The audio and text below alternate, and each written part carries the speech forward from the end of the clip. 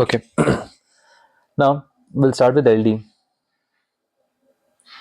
LD stands for linear differential equation.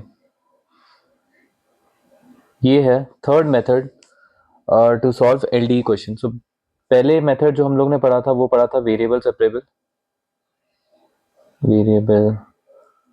Separable. दूसरा पढ़ा था होमोजीनियस. और आज जो हम पढ़ेंगे वो है linear differential equation LDE. Variable separable में मैं जस्ट एक बार रिवाइज कर बता देता हूँ, जस्ट क्विक बता दूंगा. वेरिएबल सेपरेबल में हम dx के पास सारे x के टर्म्स को लेकर आते थे, dy के पास हम सारे y के टर्म्स को लेकर आते थे और फिर इंटीग्रेट कर देते थे. होमोजीनियस में हम लोग क्या करते थे, होमोजीनियस में हम देखते थे नंबर ऑफ वेरिएबल्स कितने. जैसे मान लीजिए अगर x square plus y square d y is equal to 2xy dx है, तो यहाँ पर आप देखिए यहाँ पर कितने वेरिएबल है, दो दो दो, सब में दो दो दो दो वेरिएबल है, तो ये होमोजीनियस है. ओके. फिर आते हैं हम लोग LD पे. अब आज हम डिस्कस करेंगे LD की LD के इक्वेशन को सॉल्व कैसे करते हैं, बट उससे पहले हम आइडेंटिफाई कैसे करते हैं. ओके. तो देखो LD मोस्टली आपको इस फॉर्म में दिखाई देगा. अगर कभी भी आपको कोई ऐसा फॉर्म में दिखाई देता ना, dy by D x plus p Y equal to q, तो वह LD के फॉर्म में. अब P और Q क्या है, तो ये जो P और Q है ये या तो कांस्टेंट हो सकते हैं या तो x के टर्म्स में हो सकते हैं. x के टर्म्स में मतलब जैसे dy by D x plus 3xy equal to 2, तो ये है. तो इसमें जो आपका 3x होगा वो p होगा और q आपका 2 होगा. ओके.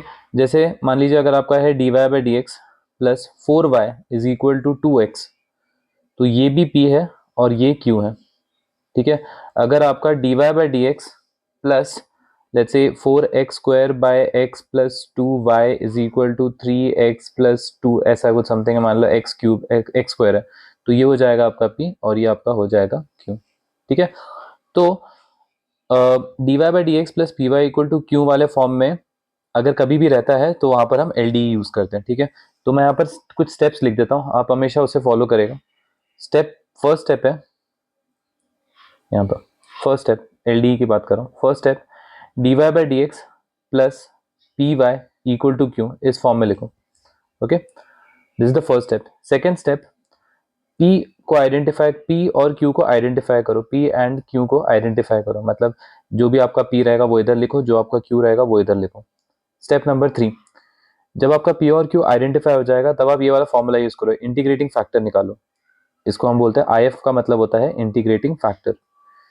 Integrating factor. और इसका फॉर्मूला होता है E integration P dot D x. Step number 4, जैसे ही आपका इंटीग्रेटिंग फैक्टर आ जाता है आप उसको इस फॉर्म में डाल दो, y is equal to I F integration q into I F plus C. अब यहाँ पर आपको इंटीग्रेशन परफॉर्म करना है और जो भी आपका आएगा वो फाइनल आंसर है. Okay. So this is LD. Now let's try to understand this by example. एक एग्जाम्पल लेते हैं और उस एग्जाम्पल से हम इसको सॉल्व करने की कोशिश करते हैं. तो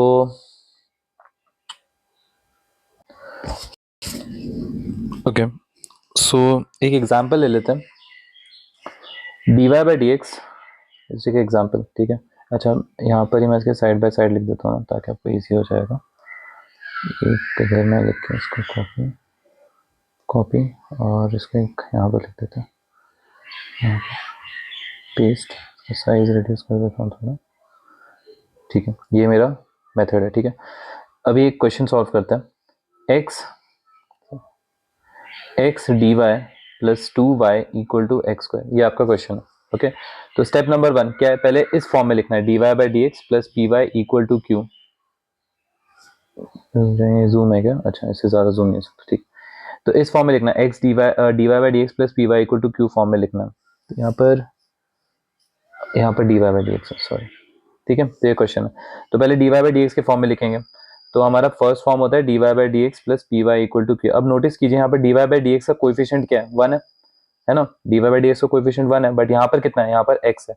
तो मैं क्या करूंगा, मैं ये जो इक्वेशन है ना, ये वाला equation X D Y by D x, ये X D Y by D x plus 2y equal to x square, इसको मैं x से डिवाइड कर दूंगा दोनों साइड. तो उससे होगा क्या, इसका कोएफिशिएंट क्या होगा, ये वाला जो कोएफिशिएंट है ये 1 हो जाएगा. ठीक है. तो ये कितना हो जाएगा, d Y by D x plus 2 by x y is equal to x. Clear है.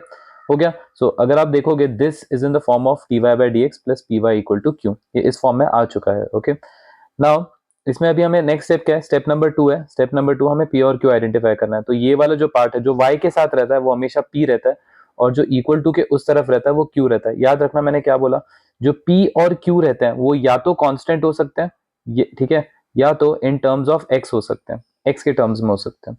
तो यहाँ पर हमारा दोनों कंडीशन सेटिस्फाई हो रहा है, जो p है वो आपका x के टर्म्स में और यहाँ पर q भी x के टर्म्स में है, तो हम सब एकदम सही रास्ते पे चल रहे हैं। तो p कितना होगा आपका, p होगा 2/x और q कितना होगा x। अंडरस्टूड।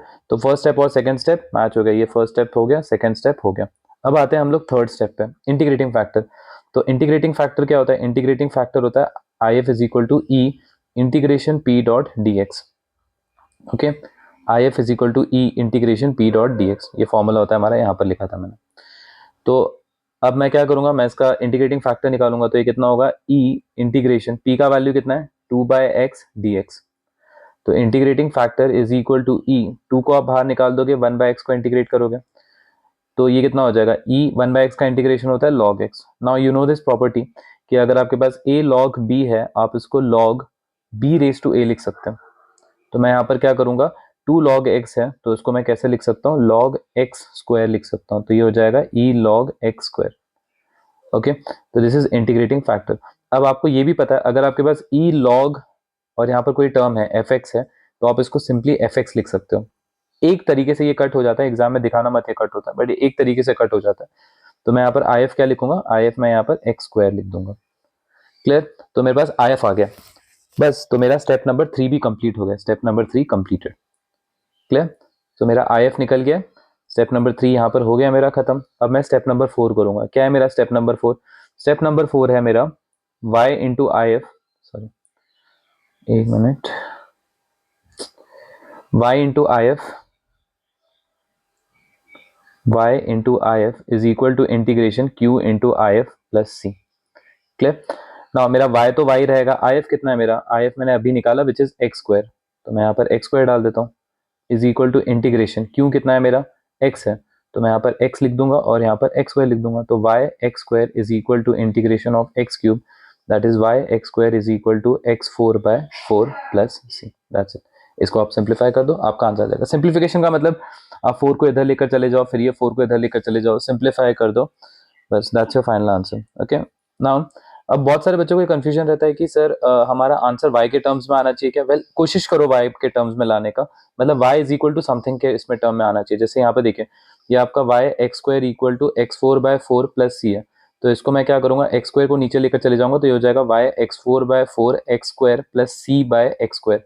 तो ये और ये कट हो जाएगा आपका, तो ये हो जाएगा y equal to x2/4 plus C by x square. ये आपका फाइनल आंसर आएगा। याद रखना ये स्टेप देखिए बहुत इंपॉर्टेंट है, ये जो स्टेप है ना यहाँ पर, ये वाला स्टेप, जब आप इसको इंटीग्रेट करते हो ना, इंटीग्रेट करने के बाद इमीडिएटली आपको ये सी पुट करना होता है। नहीं तो बहुत सारे लोग क्या करते हैं पता है, बहुत सारे लोग ऐसा करते हैं वाई एक्स स्क्वायर, इसको मैं दूसरा लिखता हूँ। बहुत सारे लोग क्या करते हैं y x square equal to integrate करने के बाद x4/x4 ये रहने देते हैं, फिर वो लोग क्या करते हैं इसको और इसको कट कर देते हैं और वो बोलते हैं y equal to x2/4 plus C रखते हैं। अब आप देखिए ये जो आंसर है और यहाँ पर जो आंसर है, ये दोनों आंसर एकदम अलग अलग है। ये वाला आंसर और ये वाला आंसर देखिए, ये दोनों आंसर अलग अलग है। यहाँ पर आपका आंसर है y equal to x2/4 plus C by x square, और मेरे यहाँ पर आप लोगों ने जो किया वो x2/4 प्लस सी है। सो दोनों के आंसर में डिफरेंस है। ओके, इस चीज का डिफरेंस है, तो इससे आपका आंसर थोड़ा सा अलग हो जाता है।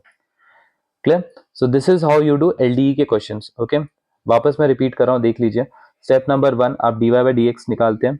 याद रखना dy/dx plus py equal to q करते हो ना, तो उस टाइम आपका dy/dx का कोएफिशिएंट हमेशा 1 रहना ही चाहिए। अब कोई भी नंबर अगर इधर मान लो 1 प्लस एक्स, अगर मान लीजिए आपका क्वेश्चन ऐसा रहता something like this, 1 plus x square dy/dx plus 4 x square y is equal to 3x³ है, तो पहले इसको 1 करना है। तो मैं क्या करूंगा, divide by 1 plus x square divided by 1 plus x square divided by 1 plus x square.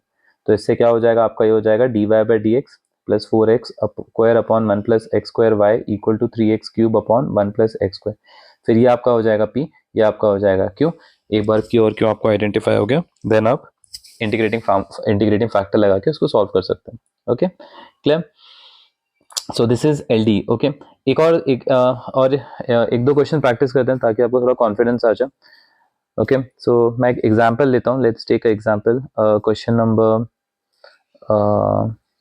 This question, x log x dy by dx plus y is equal to 2 by x log x। Okay, now सबसे पहले step number 1, इसको 1 करो। इसको आपको 1 करना है। 1 करने के लिए क्या करोगे, आप डिवाइड कर दोगे, है ना। पूरे देखो, पूरे इक्वेशन से डिवाइड करना है, मतलब LHS और RHS दोनों तरफ डिवाइड होना चाहिए। तो ये हो जाएगा x log x divided by x log x dy by dx plus y upon x log x is equal to 2 by x log x। इसको भी मैं डिवाइड कर दूंगा x log x से। तो इससे वो क्या आ जाएगा, ये कट होके 1 आ जाएगा। यहाँ पर आपका 1 upon x log x y हो जाएगा, और यहाँ पर आपका ये और ये कट होके 2 अपॉन x स्क्वायर आ जाएगा। तो this is p and this is q। Okay, अब आपके पास p और q आ गया, हमने आइडेंटिफाई कर लिया p और q क्या है। Then next step is integrating factor. आप ऐसे लिखा करो, p is equal to 1 upon x log x और q is equal to 2 upon x square. Step number, तो this was step number 2। Step number 3, अभी इंटीग्रेटिंग फैक्टर निकालो। कैसे निकालोगे, e integration p dot dx। तो यहाँ पर क्या हो जाएगा, e integration 1 upon x log x dot dx। Okay, now अब आप लोग log x को t ले, अभी इसको इंटीग्रेट करना है। So how do we integrate 1 upon x log x। तो इसमें आप log x को t ले लो, तो 1 upon x dx equal to dt हो जाएगा। So dx is equal to x dt हो जाएगा। तो यहाँ पर dx रहता है ये, तो ये 1 upon x into log x को आपने t लिया था, और dx की वैल्यू कितनी है, x dt है। तो x और x कट होके 1 अपॉन t बचेगा। 1 अपॉन t का इंटीग्रेशन होता है log t। तो दैट मीन्स इसका इंटीग्रेशन क्या होगा, e raise to log of t। अब t की वैल्यू आपने log x ली थी, तो ये हो जाएगा e raise to log of log x। Okay, e raise to log of log x।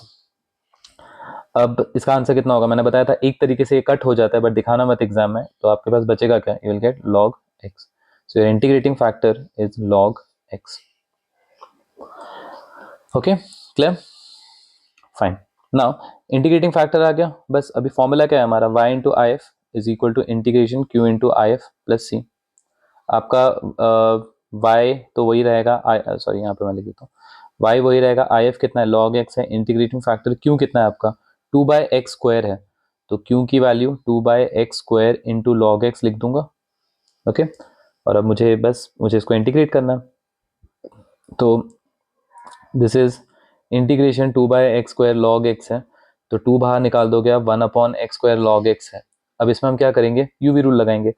I let के हिसाब से पहले कौन सा आएगा, अलजेब्रिक आएगा, पहले लॉग आएगा सॉरी, और फिर अलजेब्रिक आएगा। तो एल यू है और ये वी है, तो ये यू है ये वी है, इसमें यूवी लगा के आप इसको नॉर्मली इंटीग्रेट कर दोगे।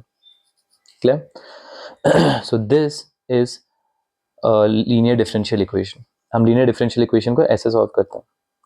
Okay, clear, fine. सो ये एक पार्ट है। अब डिफरेंशियल इक्वेशन में भी ना दो टाइप होते हैं। एक तो मैंने आपको जो बताया यहाँ पर, जैसे होमोजीनियस में दो टाइप होते हैं ना, एक होता है आपका dy बाई डी एक्स के टर्म में होता है, और एक dx बाई डी वाई वाले टर्म में होता है। वैसे ही लीनियर डिफरेंशियल इक्वेशन में भी दो रहता है। ओके, मैं कंपैरिजन करके बता देता हूँ ताकि आपको इजी हो जाए समझने में। पहला होता है dy by D x plus p Y equal to q, और दूसरा होता है dx by d y plus p x is equal to q. First step. Second step, p identify करो, q आइडेंटिफाई करो, यहाँ पर भी p आइडेंटिफाई करो, q आइडेंटिफाई करो। थर्ड स्टेप, इंटीग्रेटिंग फैक्टर निकालो, इसमें भी इंटीग्रेटिंग फैक्टर निकालो। यहाँ पर आपका e integration p dot D X होता है, यहाँ पर आपका e integration p dot D Y रहेगा। और फोर्थ स्टेप है y into I F is equal to integrating factor sorry integration q into I F plus C होता है। यहाँ पर x into I F is equal to integration q into I F plus C रहता है। अब यहाँ पर एक चीज नोटिस करो, ये जो आपका मैंने बताया था आपको, ये p और q जो रहता है ना, ये किसके टर्म में रहता है, ये रहता है x के टर्म्स में रहेगा, या फिर ये कांस्टेंट रहेगा। करेक्ट, करेक्ट, यही बताया था मैंने। तो यहाँ पर जो p और q रहेगा ना, ये या तो y के टर्म्स में रहेगा या फिर कांस्टेंट रहेगा। तो ये पूरा उल्टा चल रहा है, सब उल्टा है। Okay, clear. So this is linear differential equation. तो आपको आइडेंटिफाई करना है कि कौन सा ये वाले फॉर्म में है और कौन सा ये वाले फॉर्म में है। ओके, तो हमेशा हमेशा एक थंब रूल याद रखना कि कभी भी अगर आपको एक पूरा इक्वेशन है और इसमें अगर आपको कहीं एक सिंगल y दिखाई दे रहा है, सिर्फ एक ही y दिखाई दे रहा है और पूरा equation dy by D x में है और इधर मान लो कुछ x के टर्म्स में है, यहाँ पर भी सब कुछ x के टर्म में है, तो डेफिनेटली वो फर्स्ट मेथड लगेगा। अगर आपका पूरा इक्वेशन में आपको कहीं पे भी एक x दिखाई दे रहा है और बाकी हर जगह आपको y दिखाई दे रहे हैं या कोई कांस्टेंट दिखाई दे रहे हैं, तो वहां पर आपका ये वाला मेथड लगेगा। एक एग्जाम्पल से बताता हूँ, ठीक है, मे बी आपको एग्जाम्पल से अच्छे से समझ में आ जाएगा। लेट्स टेक एग्जाम्पल, ठीक है। क्वेश्चन नंबर 11 है, मैं एनसीईआरटी से करवा रहा हूँ। सो क्वेश्चन नंबर 11 है y dx प्लस x minus Y square d y. मान लो ये क्वेश्चन आपको क्वेश्चन आ गया एग्जाम में, तो आप क्या करोगे? सबसे पहले सोचोगे मेथड कौन सा लगेगा, ठीक है। अब आप थोड़ा दिमाग लगाओगे कि यार सर ने तो बोला था, अच्छा फर्स्ट ऑफ ऑल आप सोचोगे क्या ये होमोजीनियस है, करेक्ट, होमोजीनियस है क्या ये? ओके, उससे पहले भी आप ये सोचोगे कि सर ने पहले बोला था d Y by D x के फॉर्म में लेकर आना, तो पहले मैं इसको d Y by D x के फॉर्म में लेकर आ जाता हूँ, फिर हम डिसाइड करेंगे क्या है ये, है कि नहीं है। तो ये D Y by D X यहाँ पर आ गया, यहाँ पर Y upon minus X minus Y square आ गया। अब लेट्स चेक कि क्या ये होमोजीनियस है।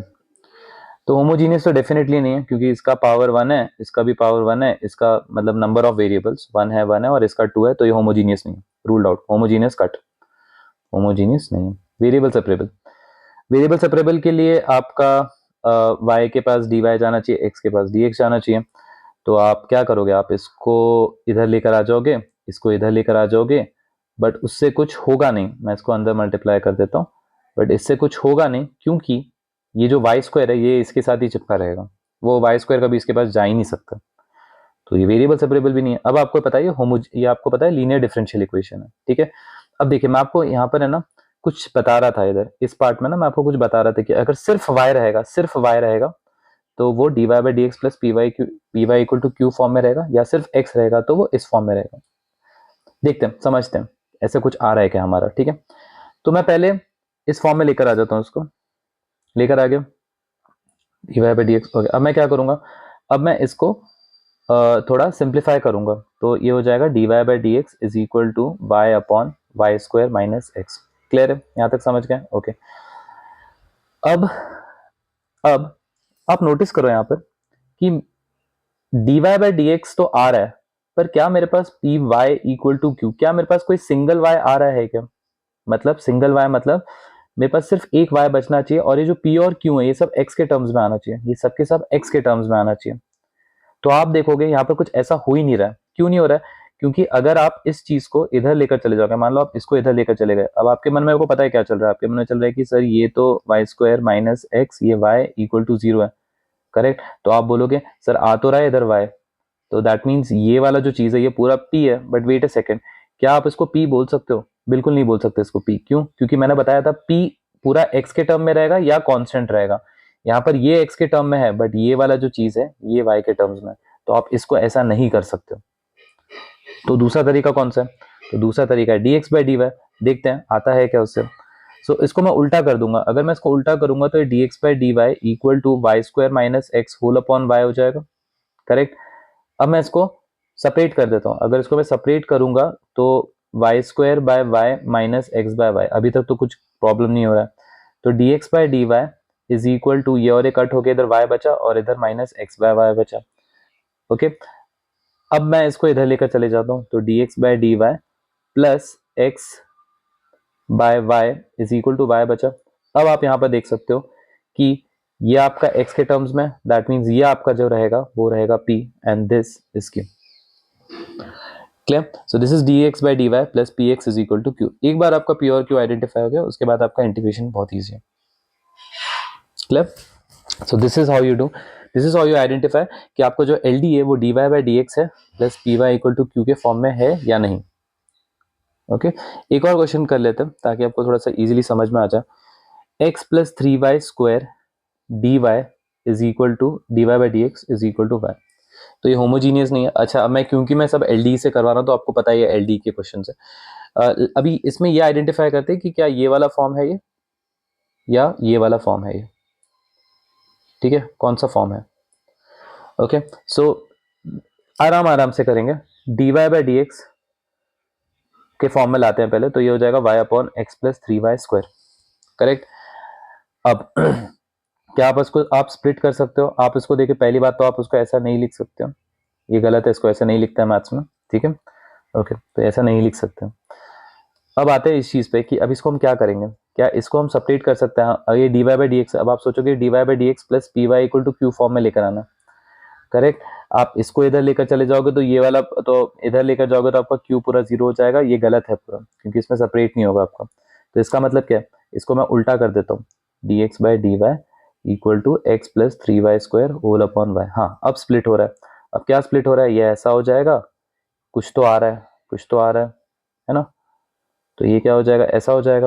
अब आप इसको इधर लेकर जाओगे, d x by d y minus 1/y x, चलो माइनस एक्स बाय वाई लिख देता हूँ, ईजी रहेगा आपको, minus x by y is equal to 3y हो जाएगा। तो ये 1 है ना, 1/y है बेसिकली। तो ये वाला जो पार्ट है, this is p and this is q and this is dx by dy plus px equal to q वाले फॉर्म में है। Clear? So I hope I have told you the difference between variable separable, homogeneous and linear differential equation. Linear differential equation में भी मैंने आपको ये दो variety बता दी है कि कैसे आइडेंटिफाई करते हैं उसको।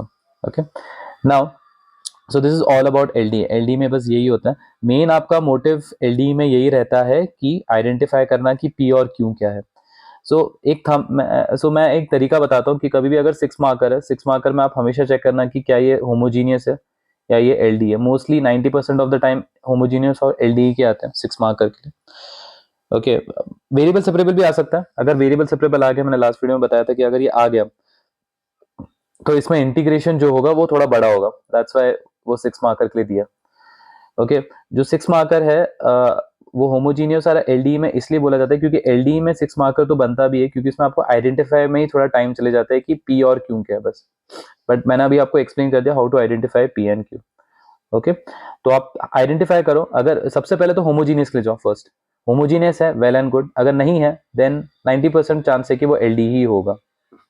Okay, so this is how you identify LD के question. So differential equation में I have explained you order and degree, I have explained you variable separable, I have explained you homogeneous, I have explained you LD. Okay, now एक छोटा सा part रहेगा जो मैं आपको बताना चाहता हूँ कि particular solution and general solution, इन दोनों में डिफरेंस क्या है। देखिए, मान लीजिए एक एग्जांपल ले लेता हूँ मैं। मान लीजिए कोई क्वेश्चन है आपके पास, लेट्स टेक दिस एग्जांपल। एक क्वेश्चन एग्जांपल है dy by D x plus y cot x is equal to 2x plus x square cot x. अब आपको दिखाई दे रहा है ये प्योरली एलडी है, जिसमें ये वाला पार्ट p है और जिसमें ये पूरा पार्ट जो है वो q है। आइडेंटिफाई हो गया p और q। आप उसको इंटीग्रेट करेंगे। अभी आप पूरा इंटीग्रेट करने के बाद मान लीजिए आपको एक इक्वेशन आता है, मैं आपको डायरेक्टली इक्वेशन बताता हूँ क्योंकि मेरे पास सोल्यूशन है। तो उसका आंसर आता है y sine X is equal to x square sine X. Okay, X square sine X plus C. तो ये जो है ना, ये होता है general solution. This is general solution. Clear? Particular solution के क्वेश्चंस में जनरली वो क्वेश्चन में they will give you X and Y की वैल्यू देंगे। जैसे फॉर एग्जाम्पल वो आपको दे सकते हैं कि मान लीजिए आपका जो एक्स का वैल्यू है वो है π/2 और वाई का वैल्यू है 0। वो क्वेश्चन में दिया जाएगा ये। ओके, ये दो चीजें वो क्वेश्चन में देते ही हैं। पर्टिकुलर सॉल्यूशन अगर निकालना है तो ओके, तो करेंगे हम कुछ नहीं, उसमें कुछ अलग नहीं। देखिए, पर्टिकुलर जनरल सॉल्यूशन में कोई फर्क नहीं होता। आपको अगर पर्टिकुलर सॉल्यूशन पहुंचना है तो आपको जनरल सॉल्यूशन के थ्रू ही जाना पड़ता है। दैट मीन्स देखिए, आपने पूरा इंटीग्रेट करने के बाद यहाँ तक लेकर आ गए, ये आपका जनरल सॉल्यूशन आ गया। अब आपको बस कुछ नहीं करना है, ये जो आपकी वैल्यू आई है ना, ये वाली value y sine X is equal to x square sine X plus C, इसमें आपको x और y की वैल्यू पुट करनी है। तो मैं y की वैल्यू अगर इधर 0 पुट करूंगा तो ये 0 हो जाएगा।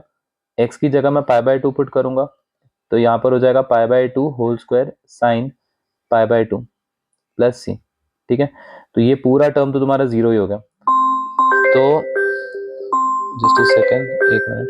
सो ये आपका हो जाएगा 0 equal to pi square by 4 sine π/2 which is 1 plus सी।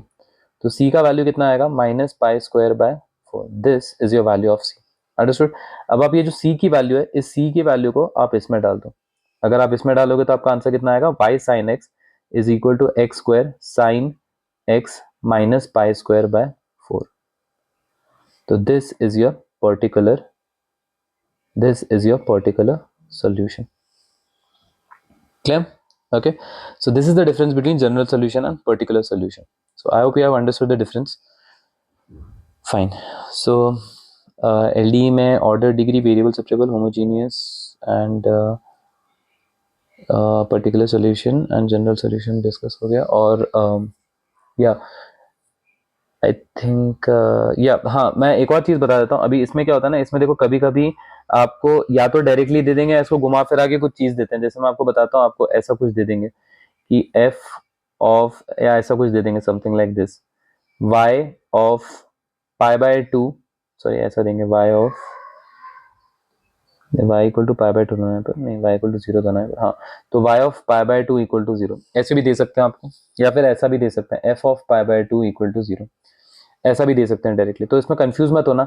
ये जो वैल्यू है ना, ये x की वैल्यू होती है, और ये क्योंकि बोला है ये y इक्वल टू 0 है, तो डेफिनेटली y इक्वल टू 0 रहेगा. ये x की वैल्यू होती है पाई बाय 2. क्लियर?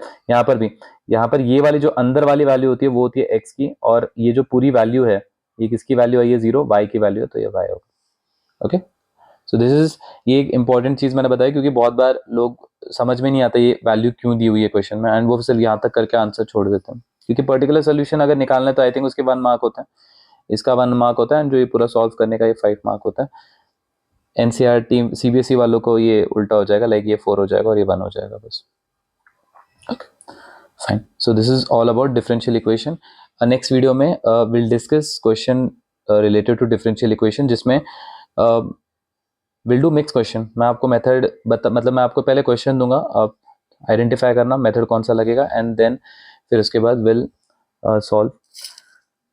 एंड उसके नेक्स्ट क्लास में will start with probability. So that's it from my side. Thank you.